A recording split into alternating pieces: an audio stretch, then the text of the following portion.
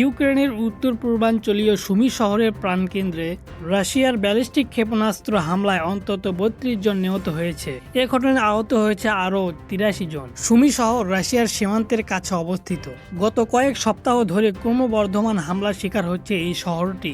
খ্রিস্টানদের ধর্মীয় উৎসব পাম সানডে উদযাপনের প্রস্তুতি চলাকালে এ হামলা চালানো হয়েছে বলে জানিয়েছে কিয়েভ। ইউক্রেনের যুদ্ধ বন্ধে মার্কিন প্রেসিডেন্ট ডোনাল্ড ট্রাম্পের জোর প্রচেষ্টা চালিয়ে যাচ্ছেন।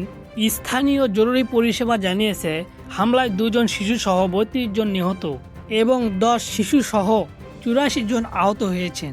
এ হামলার ঘটনায় ইউক্রেনের প্রেসিডেন্ট ভলোদিমির জেলেনস্কি ইউরোপ ও যুক্তরাষ্ট্রের কাছে কঠোর প্রতিক্রিয়া জানানোর আহ্বান জানিয়েছেন। সামাজিক যোগাযোগ মাধ্যমে তিনি বলেছেন, জনগণ যখন তাদের বাড়িঘর, শিক্ষা প্রতিষ্ঠানে অবস্থান কিংবা রাস্তাঘাট ও গাড়িতে চলাচল করছিল তখন শত্রুপক্ষ হামলা চালিয়েছে। পাম সানডেতে হামলার নিন্দা জানিয়ে জেলেনস্কি বলেছে, এ হামলা হয়েছে পাম সানডেতে। এদিন মানুষ গির্জায় যায়।